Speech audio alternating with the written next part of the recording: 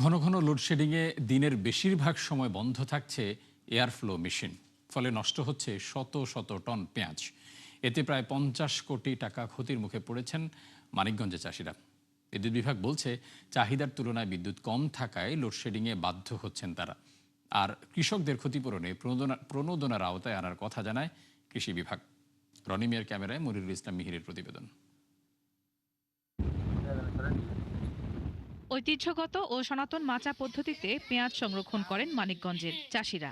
এতে আবহাওয়াজনিত কারণে অনেক সময় নষ্ট হয় পেঁয়াজ, ফলে প্রায় প্রতি বছরই লোকসানের মুখে পড়েন অনেকে। এ থেকে মুক্তি পেতে সীমিত সামর্থ্যের ৩০০ কৃষককে সরকারি প্রণোদনা হিসেবে দেয়া হয় এয়ার ফ্লো মেশিন। কিন্তু এতেও দেখা দিয়েছে বিপত্তি।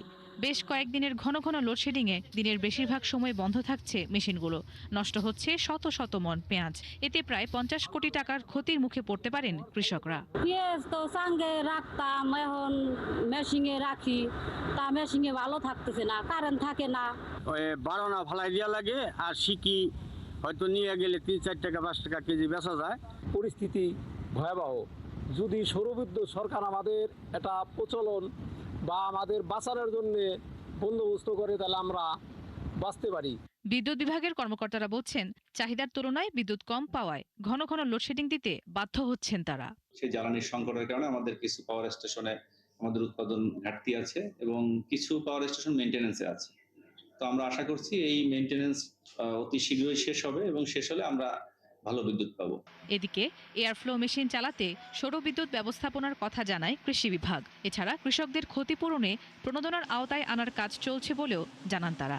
বর্তমান সদাশয় সরকার যাতে বিদ্যুতের বিষয়ে বা অন্য কোনো কারণে পেঁয়াজ সংরক্ষণের সমস্যা না হয়, সেই জন্য সোলার প্যানেলকে সংযুক্ত করা যায় কিনা সেই বিষয়ে পরীক্ষা নিরীক্ষা চলছে। আমরা আশা করি সেটা যদি হয় তাহলে কৃষকদের জন্য ভালো হবে।